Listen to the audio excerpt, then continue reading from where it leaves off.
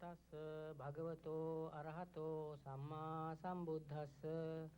Namo tassa bhagavato arahato samma sambuddhassa. Namo tassa bhagavato arahato samma sambuddhassa. Buddhaṃ saranang gacchāmi. Buddhaṃ saranang gacchāmi. Dhammaṃ saranang gacchāmi. India, like other great classical civilizations, abounded with depictions of religious deities representing people's gods and spiritual aspirations. Among the greatest treasuries of Buddhist art in India are the Ajanta caves. Here among these magnificent artworks is a fresco, probably painted during the 5th century AD, which is unique among all other surviving classical Indian paintings. It is a circle, or wheel, containing figures depicting life in ancient India and presenting perhaps the earliest and most fundamental teachings of the Buddha. But even this much of its meaning was uncertain until the secret of the wheel was revealed by the Buddhist monks of Tibet, who had been painting this wheel continuously for more than 1,000 years.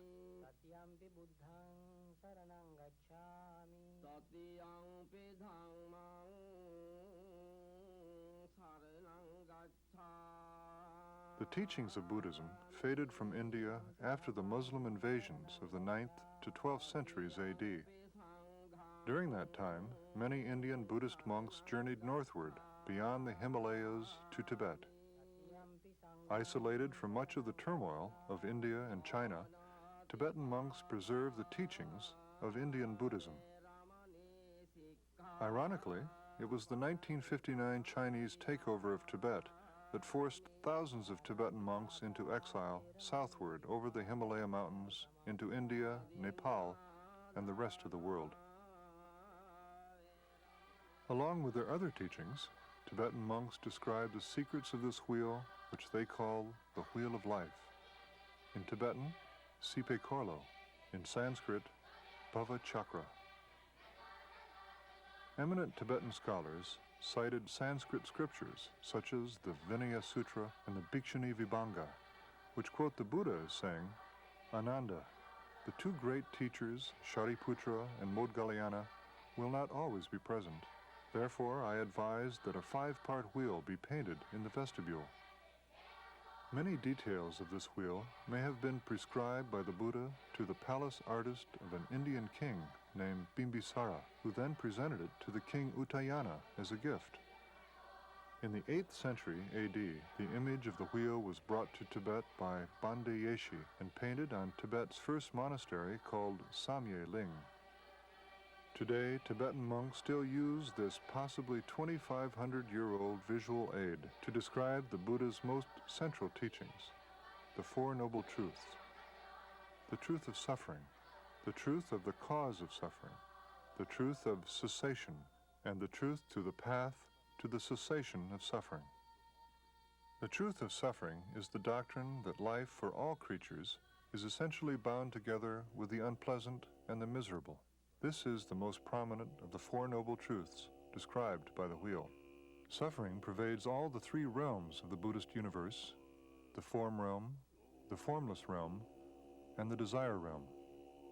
The Wheel of Life depicts suffering as it pertains to just one realm, the desire realm, the realm inhabited by 5 types of creatures, which are the humans, the animals, the hell-dwellers, the pretas or hungry spirits, and the beings of the heavens, who are the gods, and the Asuras, or lesser gods. The processes whereby suffering is perpetuated in the lives of individual beings is depicted by the outer ring, divided into 12 links of dependent origination. The central causes of suffering are illustrated in the center of the wheel by the pig, the rooster, and the snake. They represent the 3 poisons, ignorance, attachment, and hatred, which infect all sentient creatures everywhere with endless lifetimes of misery.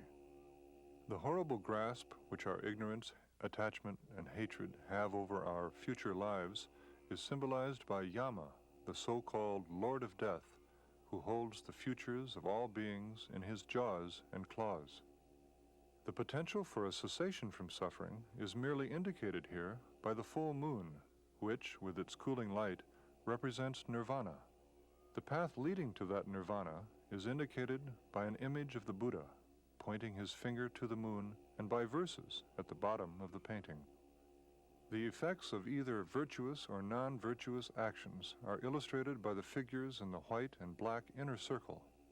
The virtuous white path leads upward to heaven, while the sins of the black path lead to suffering and hell in the lower realms of existence. Among all the creatures of existence, human beings are believed to occupy the most fortunate position. As a species, humans have the greatest capacity for religious practice. They feel just enough pain to be motivated to renounce worldly life, and they have a sharp enough intellect to find a path away from the prison of the rounds of worldly existence. Humans can fully realize that although there are occasional periods of happiness and satisfaction, human lives are generally bound up in the pursuit of objects that falsely promise happiness. The best pursuit of all is a religious one that works toward the complete emancipation of oneself and others. To pursue this end, a good Buddhist reveres the three jewels: the Buddha, the Dharma, or the teachings, and the Sangha, or the religious community. The religious goal is exemplified by the Buddhist monks who provide teachings and prayers for the rest of humanity to follow. A preponderance of good karma, or virtuous thoughts and actions, can lead to rebirth in the next life as a human or a god. But bad karma, or non-virtuous thoughts and actions, can lead to rebirth in the realms of animals, or worse, in the hells.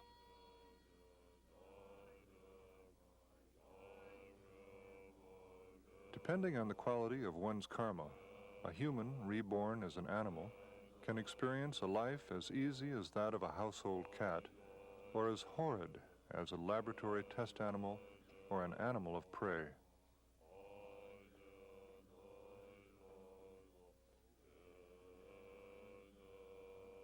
Low and unfortunate birth is caused by committing the 10 non-virtues: killing, stealing, sexual misconduct, lying, slander, abusing others, gossip, craving, ill will, and wrong views.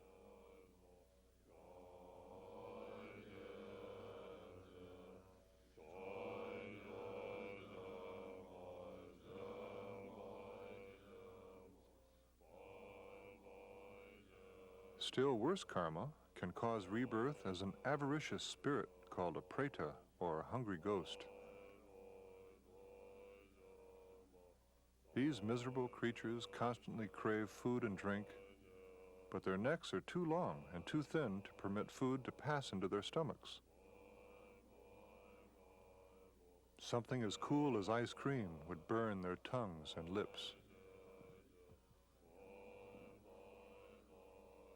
The 10 non-virtues have varying degrees of sinfulness. The more severe the sinfulness, the lower the rebirth.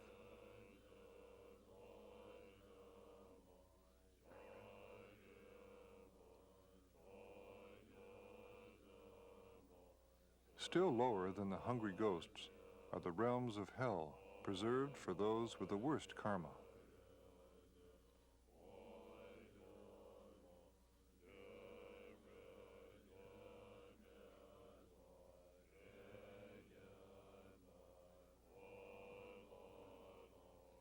Presiding over hell is Yama, the Lord of Death. Yama measures on a scale each dead person's good and bad karma. Good karma is represented by white balls, bad karma by black. Yama's judgment reflects an inevitable course determined by each individual's previous thoughts and actions.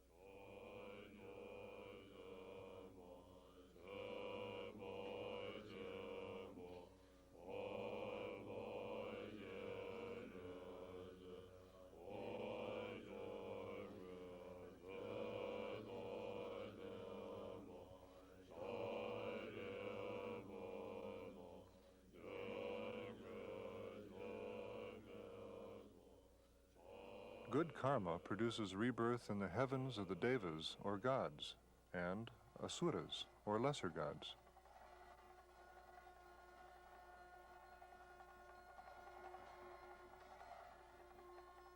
Birth as a lesser god is caused by a combination of virtuous karma and worldly power. They possess supernatural fighting powers which enable them to battle constantly over their heavenly territories.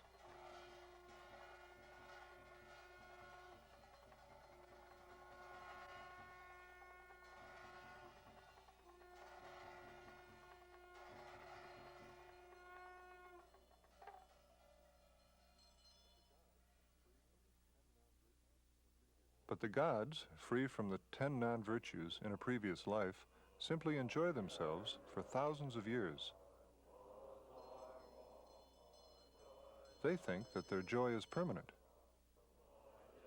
They don't realize that by living such a selfishly happy life, they are using up their merits, which sent them to heaven in the first place.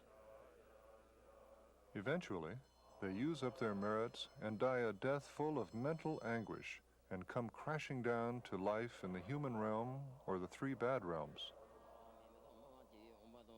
The central causes of the round of suffering are the 3 poisons. These are ignorance, attachment, and hatred. Ignorance, depicted by the pig, is the root cause of the round of suffering. Attachment, depicted by the rooster, accompanies ignorance.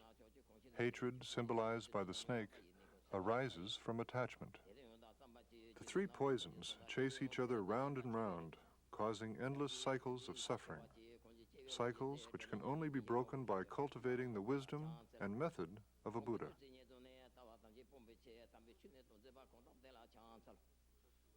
The processes whereby the 3 poisons perpetuate endless lifetimes in samsara are illustrated by the outer ring.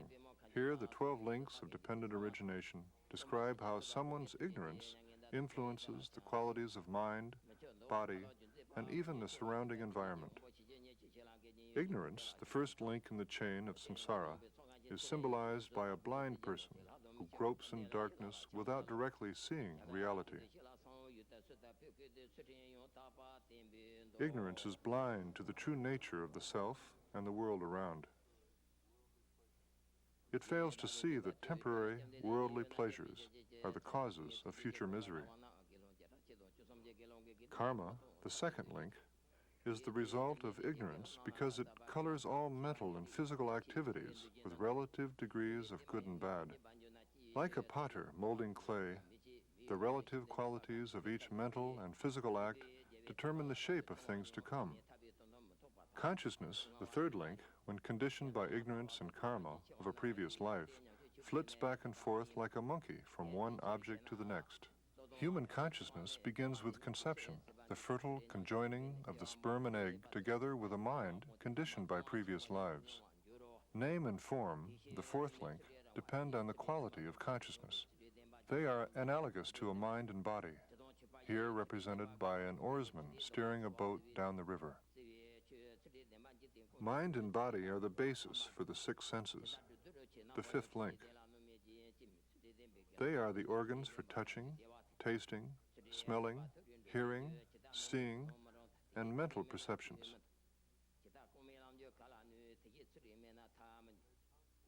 Contact, the 6th link, is made possible by the 6 senses. Contact is represented by sexual embrace, the most potent sensation.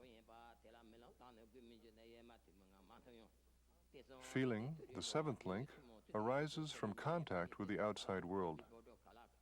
Inevitably, all feelings result in suffering, here represented by an arrow in the eye.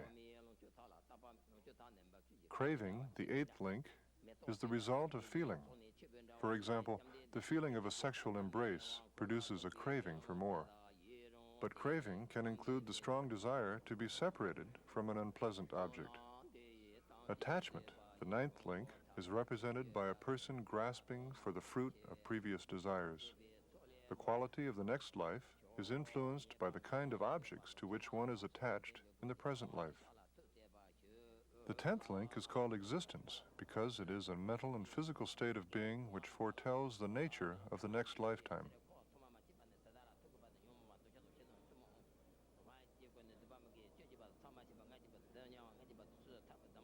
Birth, the 11th link, is predicted by the causal chain of all thoughts and actions of the previous life. Birth will be fortunate or unfortunate depending on the relative merits accumulated in the past. Aging and death, the 12th link, are merely the last moment before a new birth. Powerful prayers and meditation at this time can help create a happy future life.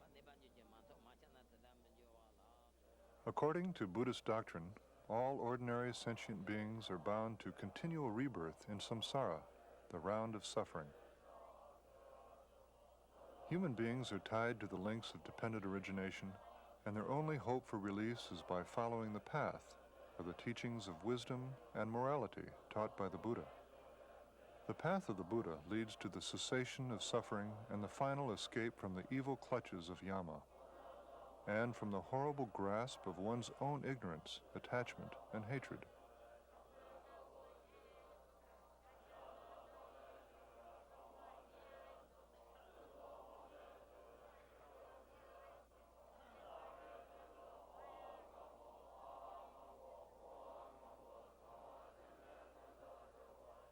This, in brief, is the message of the Wheel of Life, a painting which adorns the entrance walls of many Tibetan Buddhist monasteries throughout the Himalayas.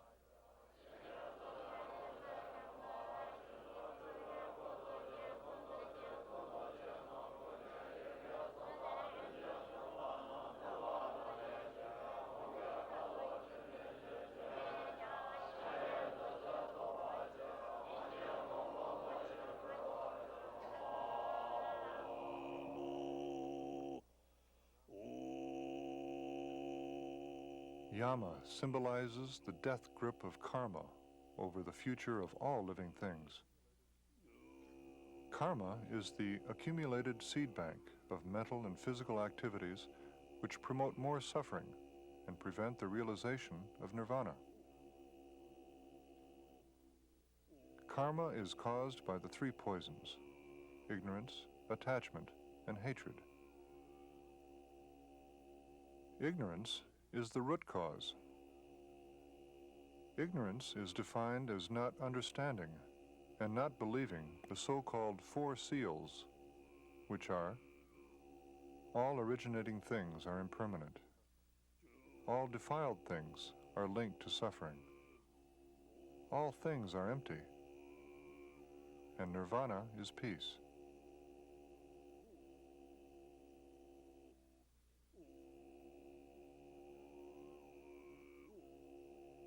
Attachment arises from ignorance, which believes that there is a permanent self or soul, and that worldly objects can be a source of enduring happiness.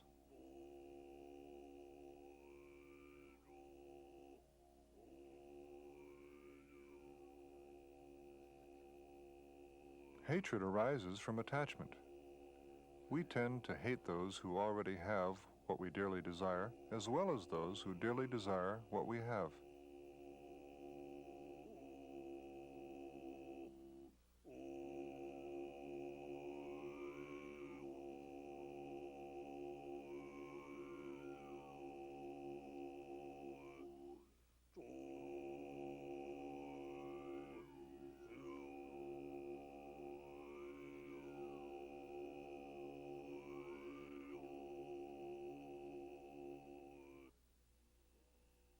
But the root of the three poisons is ignorance. Ignorance leads blindly towards miserable destinies. Ignorance is like a farmer who sows the seeds for future growth. The seeds are like people's karma. Karma molds the future of every individual, just like a potter molds the contours of every clay pot.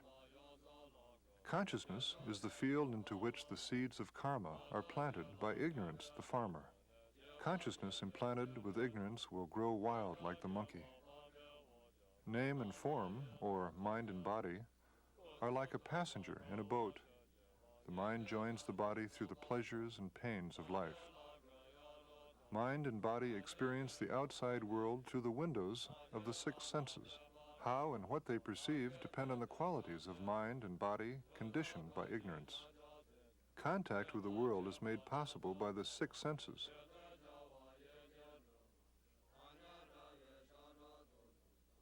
While contact is objective, feeling is subjective and stimulates craving to own the objects of feeling.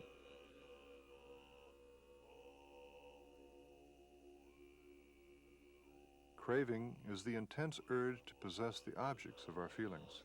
It is like the sun's heat on the field of consciousness, which ripens the seeds of karma planted in a previous life.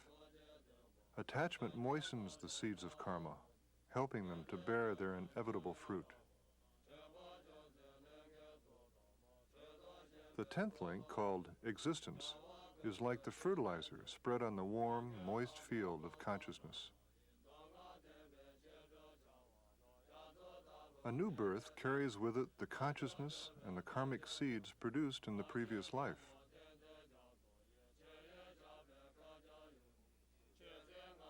Aging, which began at the moment of birth, continues to the moment of death, the final moment before another birth, and the perpetuation of life and death, suffering in the wheel of life.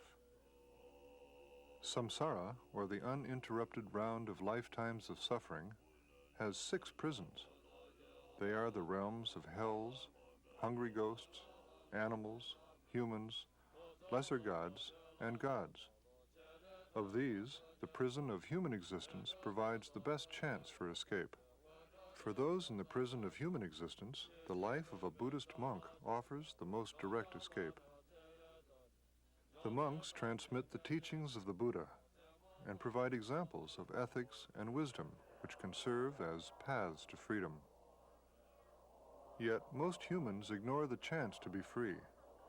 Ignorantly, they plant their mental fields with the seeds for future lives and indulge in such temporary pleasures as life provides.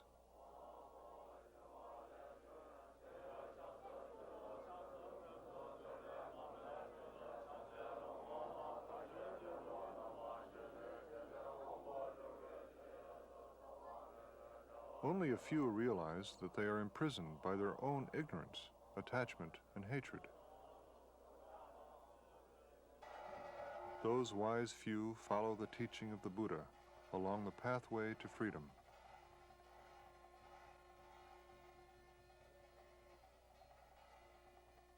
Meditating on the horrors of never-ending life and death, they cultivate compassion and the wisdom of emptiness. The animal realm is more unpleasant and more difficult to escape from than is the prison of human life. Individuals are born as animals because they committed some of the 10 non-virtuous thoughts and acts in a previous life. They were selfish, stole from others, killed to achieve their purposes, committed sexual offenses, spoke harshly to others, or had little control over their own minds. The actual species of animal depends on the degree and frequency of one's earlier sinful acts and on one's mental intentions before, during, and after those acts.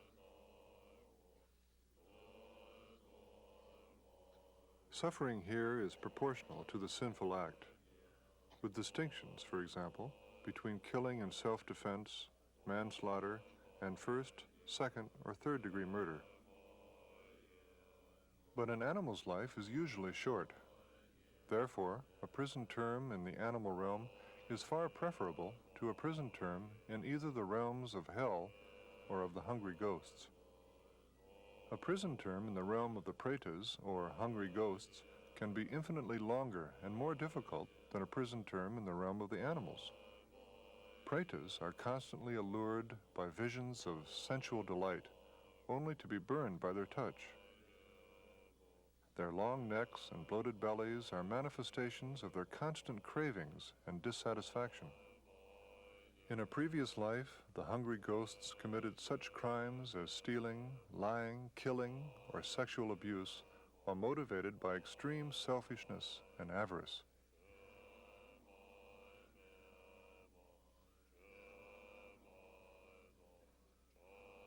By far the worst realm is the prison of hell. In the cold hell, sinners are repaid in kind for mistreating subordinates in previous lives.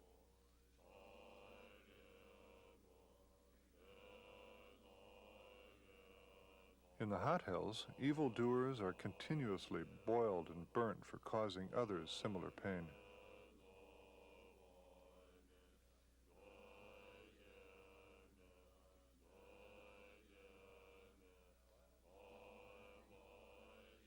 Violent misconduct is punished in manifold ways.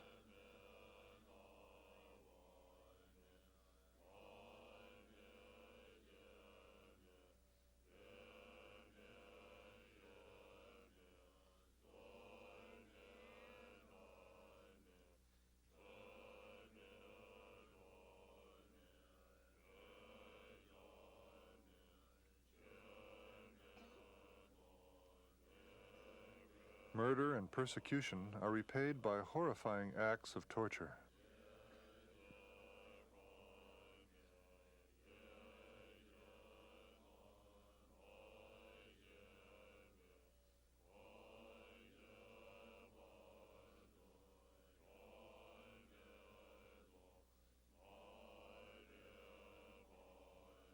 An also violent but infinitely less painful realm is the heaven of the Asuras, or lesser gods. Deluded by the prowess of their supernatural strength, they don't even recognize their own imprisonment. Perhaps in their previous lives, the Asuras were benevolent but envious and competitive rulers.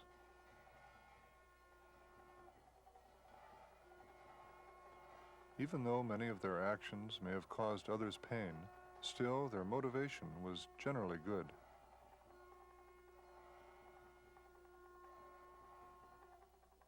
The Asuras' good ethical intentions, combined with their propensity to fight, produced their special karma.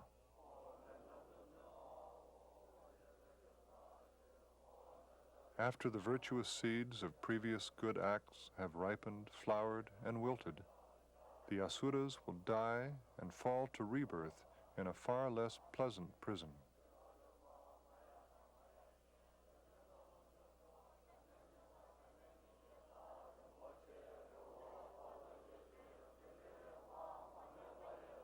The realm of the gods is the most deceptive of all.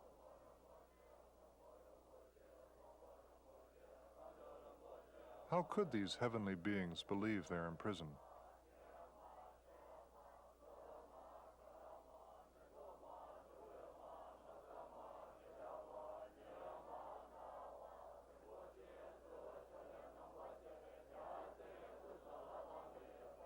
Heaven is the abode for very good people who have not yet entered into the higher religious practices of Buddhism.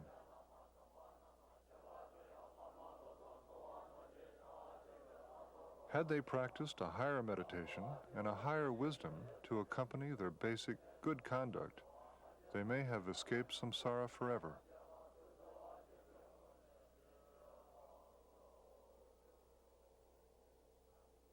Instead, after many years of happy living in heaven, they exhaust their merit and fall to the depths of hell before Yama, who renders judgment consistent with their sins from previous lives.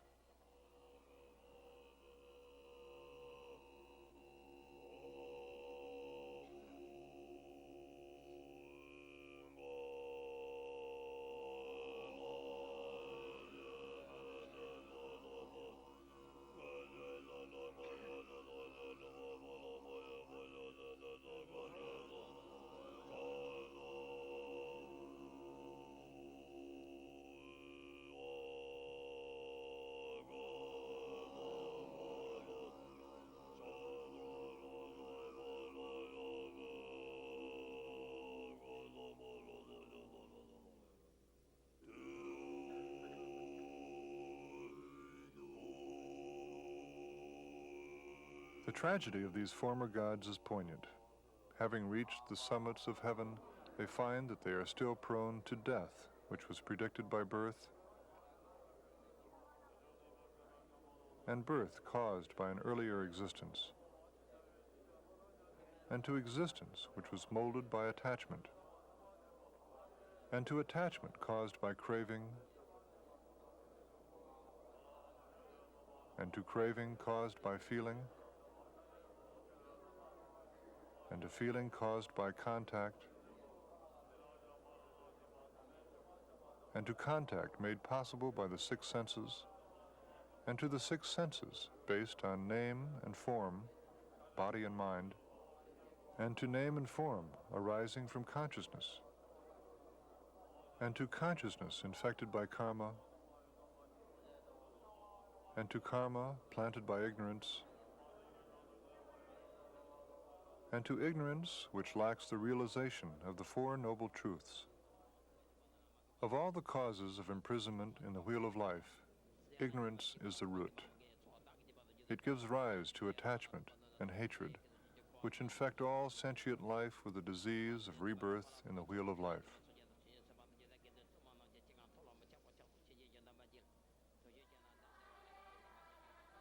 The best cure for the disease of endless rebirth is found in the practice of the six perfections taught by the Buddha in all the realms of existence. The practice of giving is a truly selfless state of mind which gives wisely without thought of compensation.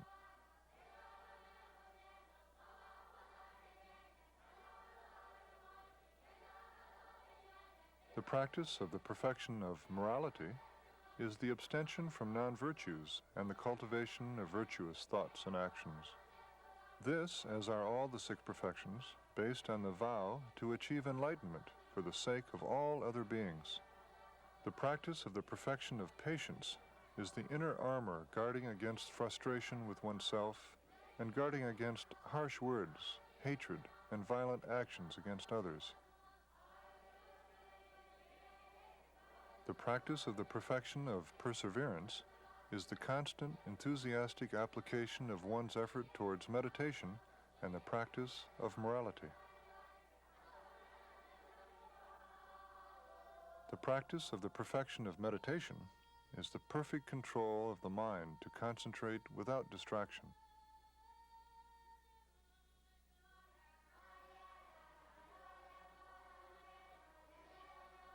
The practice of the perfection of wisdom is the intellectual analysis and the special insight into the emptiness and dependent origination of all things. The perfect practice of each of these six perfections requires the simultaneous practice of the other five.